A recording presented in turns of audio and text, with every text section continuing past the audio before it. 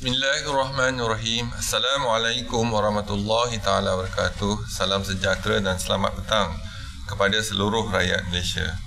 Berdiri bersama dengan saya petang ini ialah Datuk Dr. Chong Chi Keong, Dr. Hisham Shah dan Datuk Dr. Noor Hisham.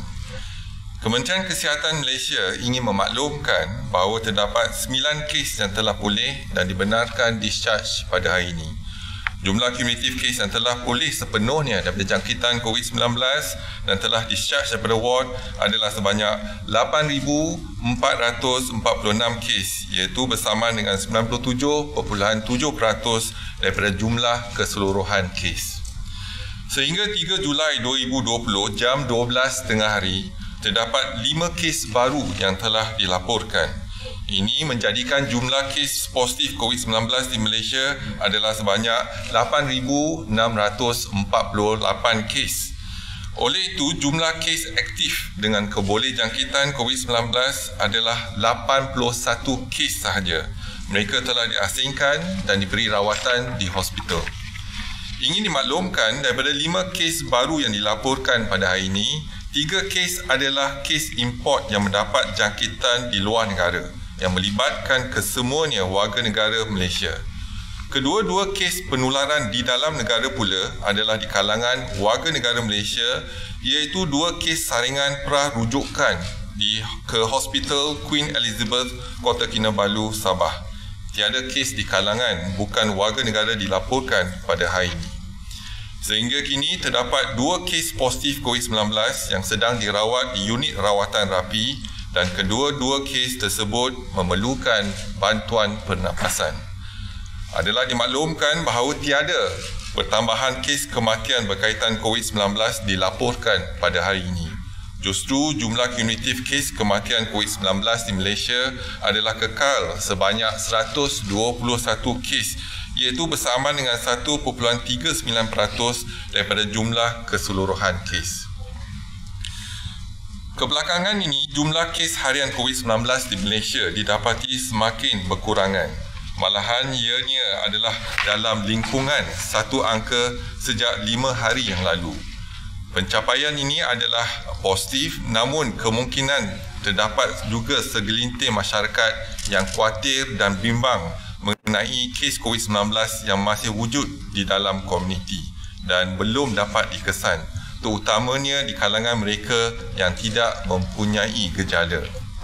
Bagi memastikan kes-kes COVID-19 di dalam komuniti adalah terus dipantau, dikesan dan dibendung, kerajaan telah mengambil pendekatan pengesanan kes COVID-19 melalui aktiviti surveillance, iaitu termasuk surveillance klinikal dan juga saringan kumpulan-kumpulan sasar. Pendekatan tertumpu ini turut dapat mengambil kira penjibatan kos dan didapati telah turut dilaksanakan di beberapa negara yang lain yang sedang berjaya memerangi pandemik COVID-19 tanpa ujian COVID-19 secara besar-besaran.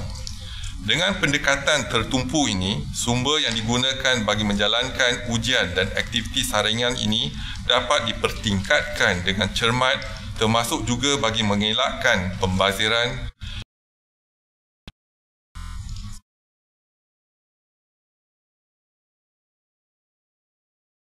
ini memandangkan usaha memerangi COVID-19 ini masih berpanjangan.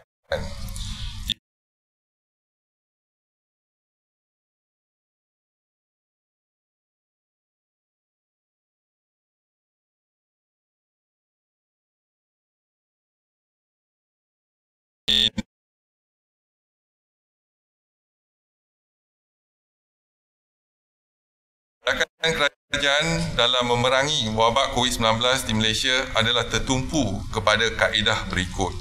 Yang pertama, memaksimumkan pencegahan dan kawalan penularan jangkitan.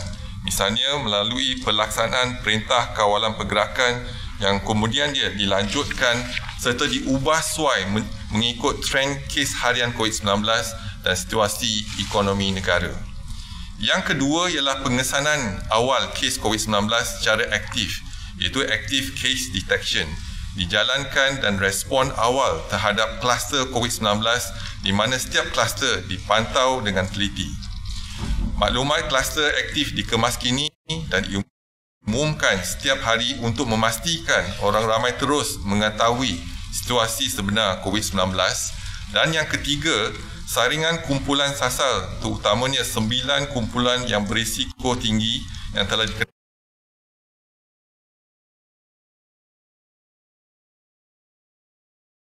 pasti di dalam negara. Ini merupakan pendekatan tertumpu, targeted approach yang setakat ini telah membantu mengesan banyak kes dalam komuniti. Sistem surveillance klinikal bagi COVID-19 di Malaysia telah bermula sejak 12 Februari 2020. Ia dijalankan di klinik kesihatan dan hospital Kementerian Kesihatan Malaysia yang dikenali sebagai surveillance clinical. Surveillance clinical merangkumi yang pertama, sampel ataupun pensampelan pesakit influenza-like illness secara rawat di klinik kesihatan Kementerian Kesihatan Malaysia yang terpilih iaitu Sentinel Site ataupun lokasi Sentinel. Setakat ini terdapat 26 lokasi Sentinel di seluruh negara.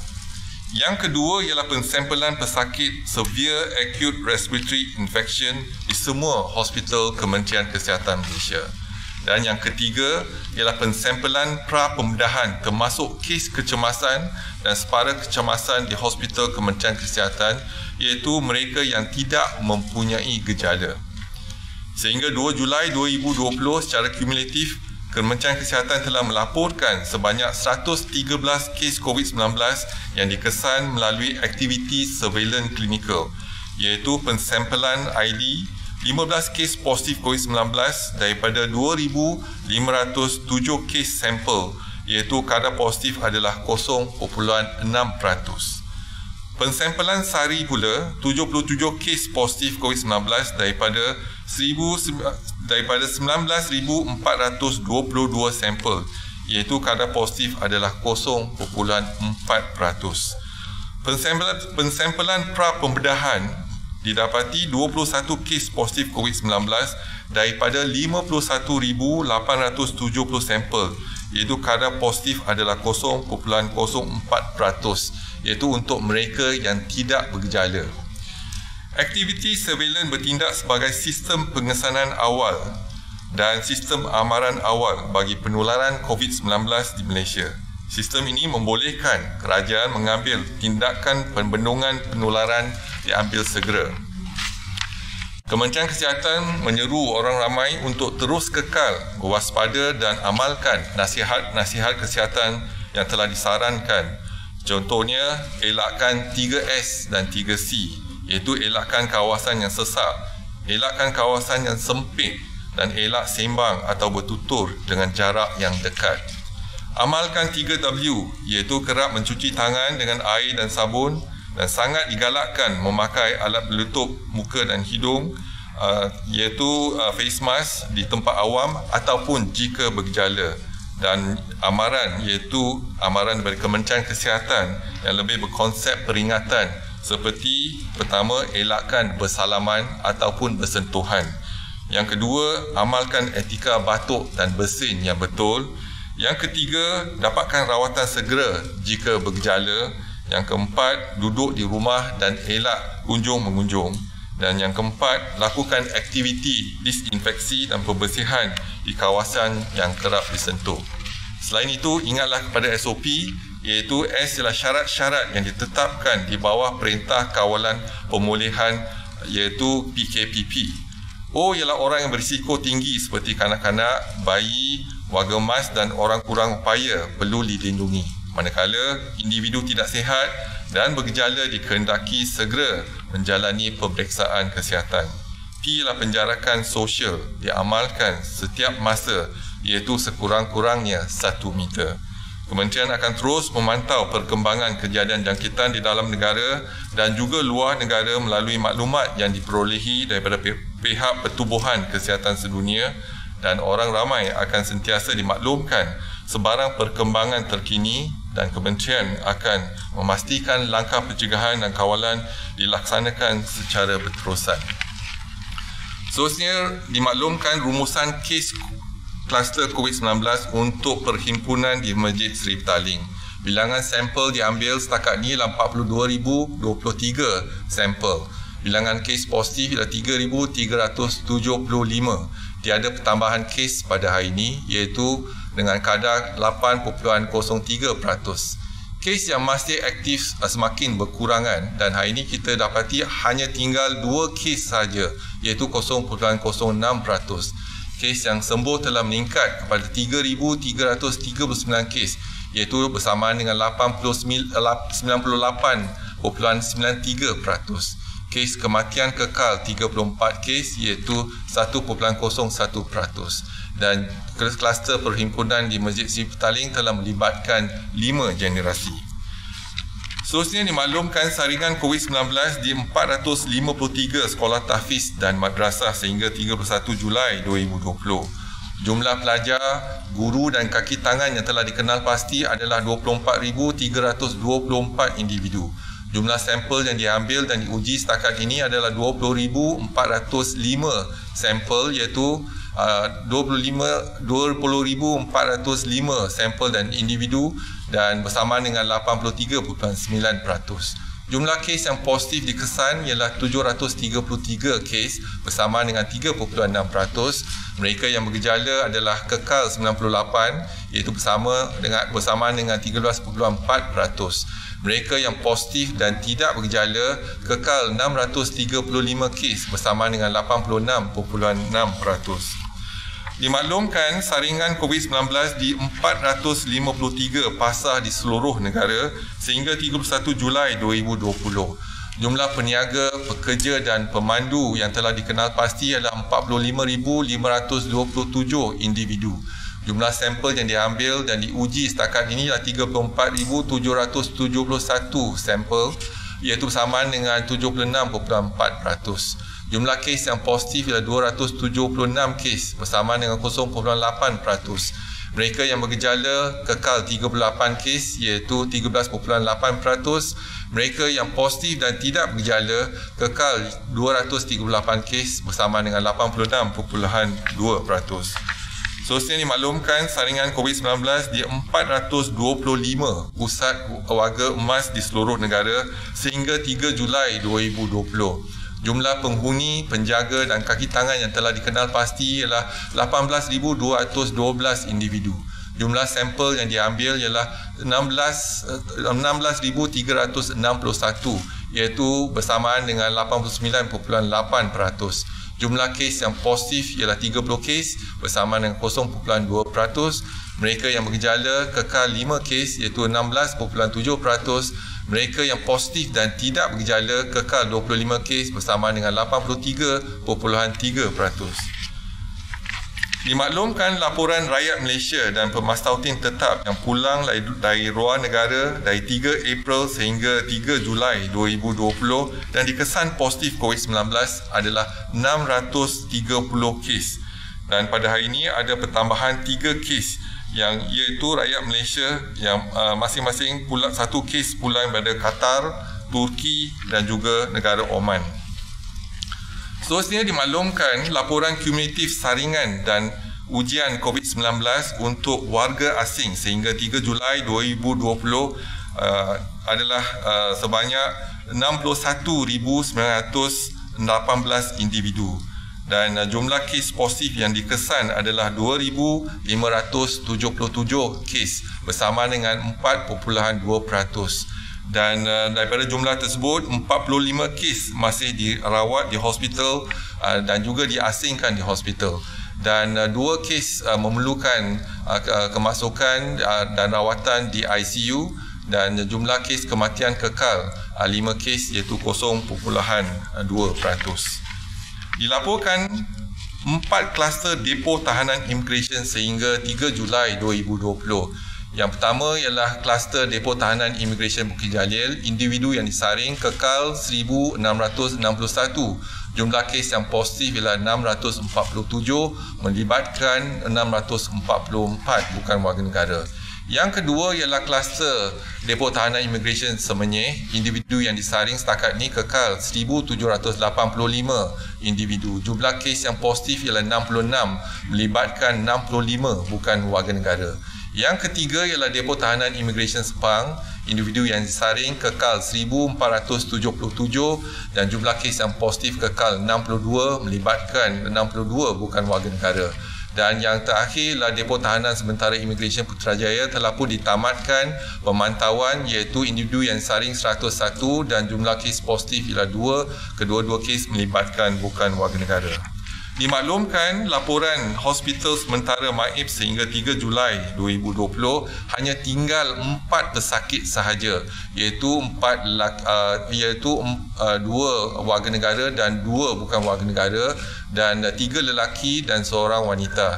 Setakat ini jumlah kumulatif mereka yang telah dimasukkan ke hospital sementara MAIPS adalah 1,382 pesakit dan 1,378 pesakit telah pun pulih dan dibenarkan discharge, iaitu bersamaan dengan 99.7%. Dan seterusnya dilaporkan kluster COVID-19 yang aktif di Malaysia sehingga 3 Julai 2020.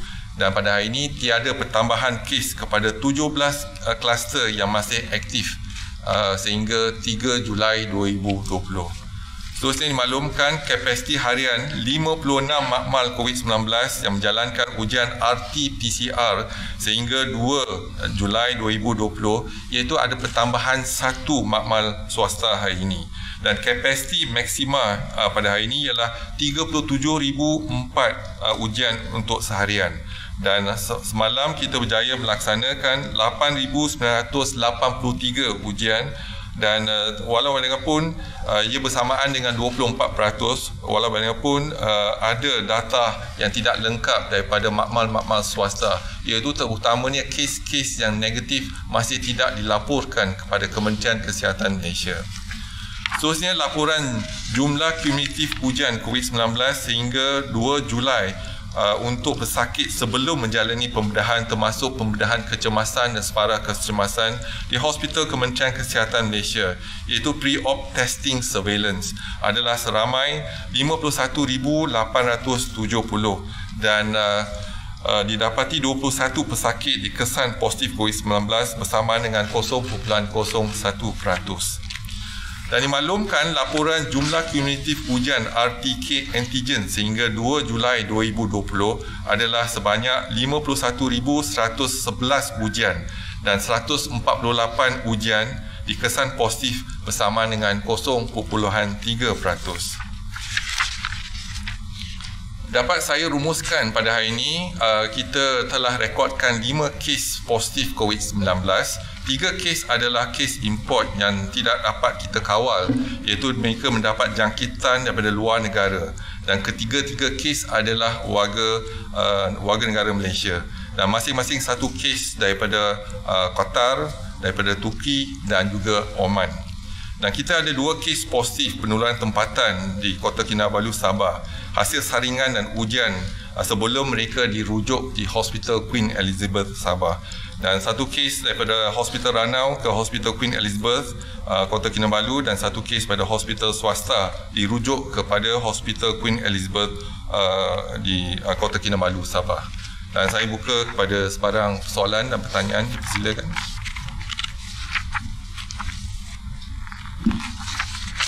Assalamualaikum Datuk. Selamat petang. Soalan saya Syamsiah bernama. Madrasah dan tahfiz yang berdaftar di bawah Kementerian Pendidikan Malaysia dibenar beroperasi pada 15 Julai ini, manakala tahfiz dan madrasah yang tidak berdaftar perlu memohon kepada pihak berkuasa agama negeri masing-masing untuk beroperasi. Adakah pelajar dan kaki tangan tahfiz yang tidak berdaftar ini perlu menjalani saringan sebagai syarat utama untuk beroperasi semula? Kerana menurut laporan KKM pada 11 Jun menyatakan ada kira-kira 1,000 lagi madrasah dan tahfiz swasta yang tidak tampil membuat saringan. Terima kasih Datuk. Terima kasih. Jadi kita dah kenal pasti ada 2 madrasah, satu ataupun sekolah tahfiz, satu yang berdaftar dan satu tidak berdaftar. Jadi Kementerian Kesihatan mengalu-alukan mereka untuk mendaftarkan sekolah tahfiz tersebut, dan kalau mereka mendaftar kita akan menjalankan saringan kepada pelajar-pelajar tahfiz. Jadi saringan kita akan laksanakan secara berperingkat. Jadi Kementerian Kesihatan akan menjalankan saringan, iaitu sekolah tahfiz adalah salah satu sasaran Kementerian Kesihatan, dan kita akan menjalankan saringan untuk mereka di sekolah tahfiz yang berdaftar. Dan walaupun tidak berdaftar, kita juga akan menjalankan saringan. Tetapi kalau mereka berdaftar dengan JAKIM, jadi ada syarat-syarat yang kita boleh ketengahkan untuk mereka patuhi. Dan tindakan kementerian ialah walaupun daftar ataupun tidak, kita akan menjalankan saringan berperingkat-peringkat kepada mereka semua.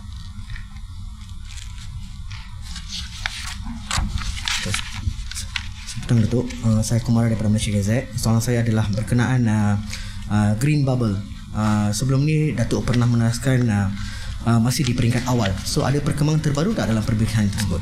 Terima kasih. Jadi kita masih dalam peringkat perbincangan. Jadi kita masih tidak menetapkan pelaksanaan, dan perbincangan telah pun dimulakan dengan Singapura, dengan negara Brunei, dan juga semalam ada perbincangan permulaan dengan negara Australia, dan kita akan melanjutkan perbincangan.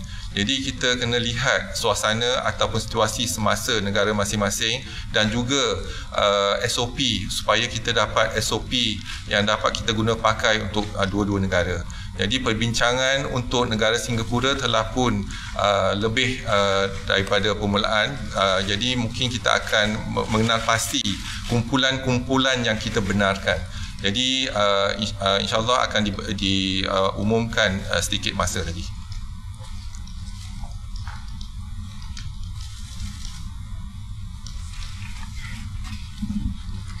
Good afternoon, Datuk. Two questions, both are also on testing. The first question is, how many tests are we actually doing on average right now? You know, the outbreak is not as serious right now, but how many tests are we doing on average? So not the maximum capacity, we have more today, but how many on average? The second question is about pooled testing. So the US has mentioned that they're considering, trying out pooled testing. Have we been doing that in Malaysia, and do we want to do that? You mentioned targeted testing. Could that be a way of also cost effectiveness? Thank you. So I answer the second question first. Pooled testing, I already explained much earlier before. In terms of our lab, to increase the capacity, we do a pool testing in terms of sampling. So that has been done to optimize our lab. Today you have seen that we have 56 labs. When we started, we only have 23 labs, 56 labs. The capacity from the private sector has increased to more than 20,000. Today, our total capacity, 37,000. And again, a very good question is that how many cases are we doing now? Today, the maximum we can look into it from the public sector is almost about 8,000. But there are still some private labs have not given the data to us how many cases they have done, especially the negative cases. Positive they will report, but the negative. So we need to look into a system that the system can flow the data so that it's not been done manually. So I think we are trying to, in terms of address that issue. Hopefully by doing so, then we can pick up. But the cases are down. We are seeing less cases now. But more importantly is how are we going to increase in terms of testing?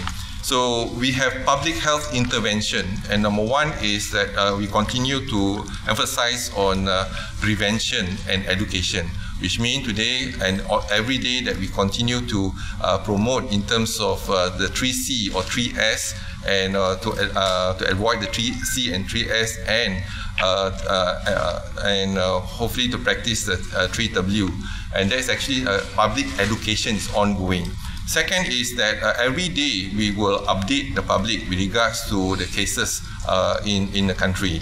And then the third is active case detection. If there's a case been detected, then we will activate our intervene with our active case detection. And if there's more than certain cases, we will cluster the case and the action will be taken. Whether there's a need for us to enhance the MCO or SEMCO, then we will decide in terms of whether we are able to do the case detection.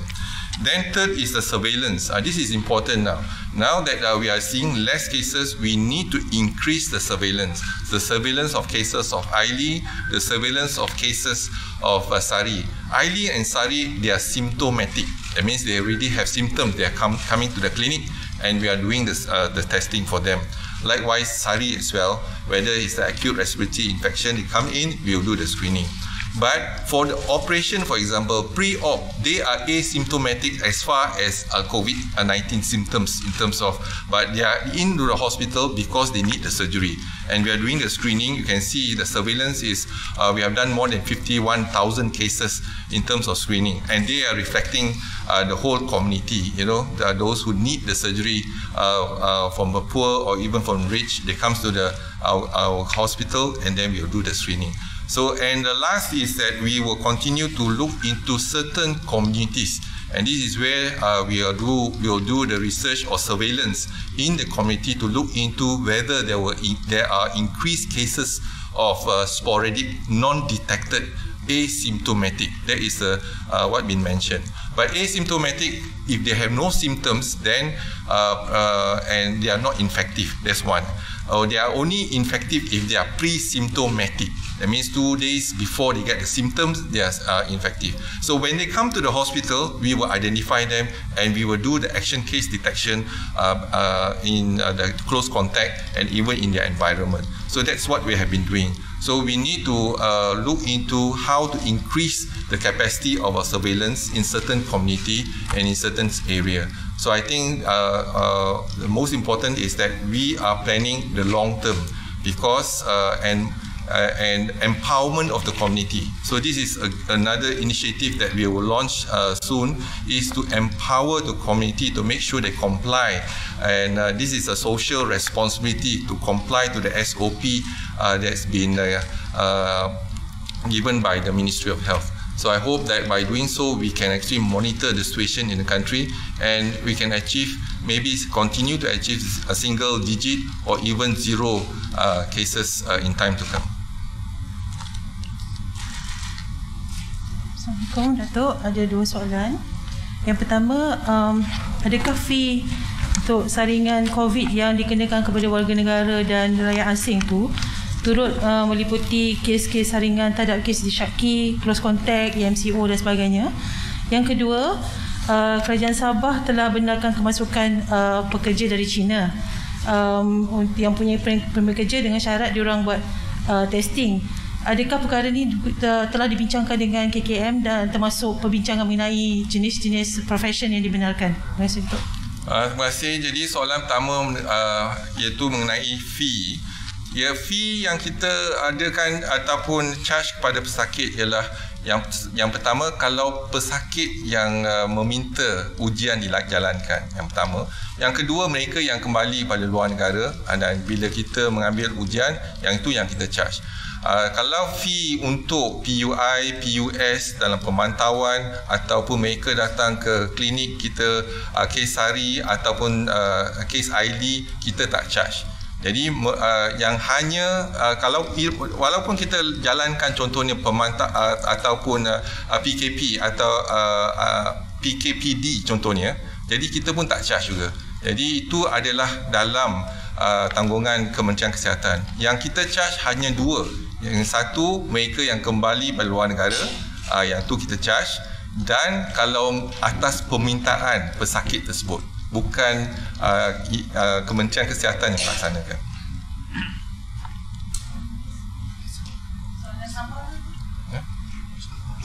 Kes Sabah tu, kalau kita lihat sekarang ni, kita dah dibenarkan, iaitu pihak immigration, Jabatan Immigration membenarkan mereka ada visa jangka panjang boleh masuk ke negara, dan juga mereka yang ada kepentingan, iaitu contohnya bisnes ataupun perniagaan dalam negara, boleh dipertimbangkan menggunakan visa EP1. Jadi mereka boleh masuk, tetapi syarat dia kena swab dan juga dikuarantinkan untuk 14 hari di rumah masing-masing. Jadi itu telah kita benarkan. Tetapi sekarang ni kalau kita kena kaji juga sama ada kita boleh lagi pertimbangkan untuk pelajar. Jadi kita juga pertimbangkan untuk pelajar luar negara yang masuk ke negara kita, dan yang syarat yang sama telah pun kita berikan, iaitu mereka kena swab dan juga kuarantin 14 hari. Dan juga kita telah membenarkan pesakit luar negara yang datang ke Malaysia, tetapi syaratnya mereka kena jalankan ujian test negatif dan hospital yang telah dikenal pasti setuju untuk terima pesakit tersebut, baru kita benarkan. Jadi inilah syarat-syarat kita longgarkan sikit untuk mereka dapat datang masuk ke dalam negara, tetapi kena ikut SOP yang telah ditetapkan oleh Kementerian Kesihatan Malaysia. Selamat petang ya Datuk Doktor. Sidang parlimen ya akan bermula 13 Julai ini. So adakah KKM akan melaksanakan SOP yang sama seperti persidangan yang lalu, seperti sehari sebelum tu kaki tangan petugas media dan ahli parlimen perlu menjalani swab test? Terima kasih. Terima Terima kasih. Jadi kalau kita lihat institusi parlimen juga akan patuh kepada SOP yang telah ditetapkan. Jadi SOP yang kita tetapkan tak termasuk swab, iaitu hanya kita lihat kepada kalau mereka ada gejala baru kita akan jalankan swab. Tetapi saringan akan dijalankan, saringan suhu dan juga pemakaian mask dan juga cuci tangan dan sebagainya. Itu semua akan akan kita pastikan dipatuhi oleh mereka yang ke parlimen. Tetapi untuk swab kepada semua orang kita tak akan laksanakan, seperti mana institusi-institusi lain kita tak laksanakan, hanya kalau ada gejala kita akan laksanakan.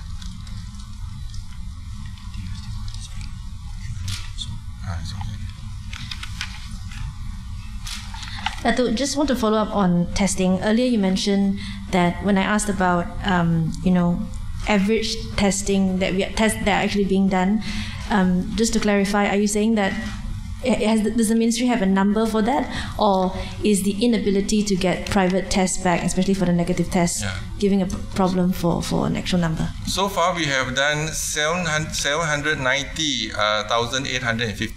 tests. That's been done, but what is more important is to get the information from the private sector. Today, the capacity from the private sector is more than 50%. So 17%, 17,000 comes from the public sector, 20,000 comes from the private sector.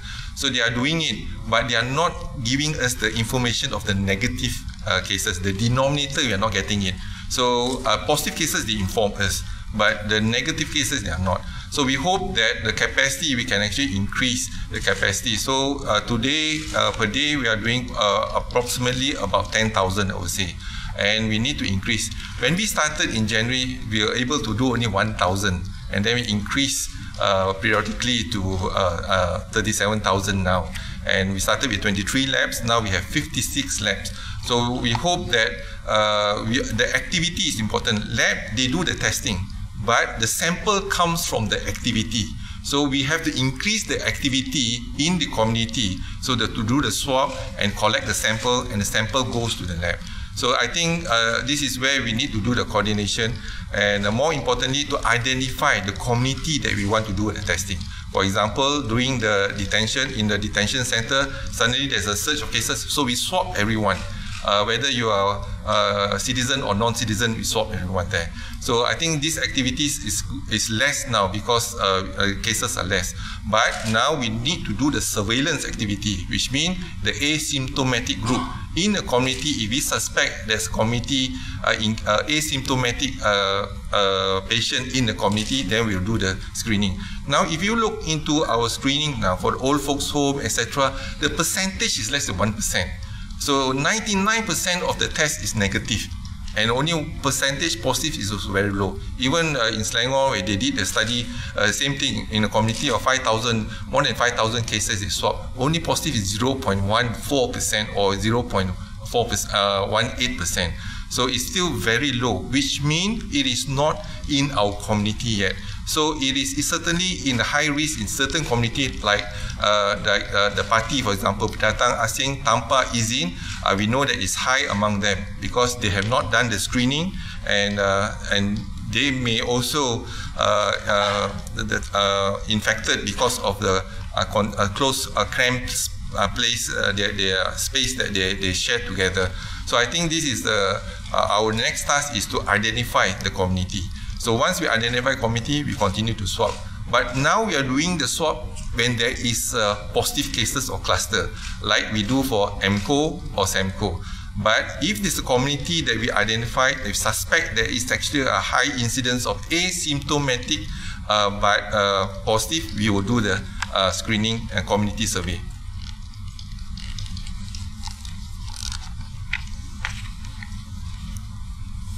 Kalau tak ada soalan lagi, saya ingin peringatkan kepada seluruh rakyat Malaysia supaya patuh kepada SOP.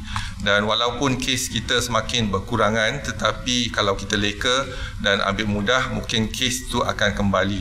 Dan jadi kita kena patuh kepada elakkan 3S dan amalkan 3W.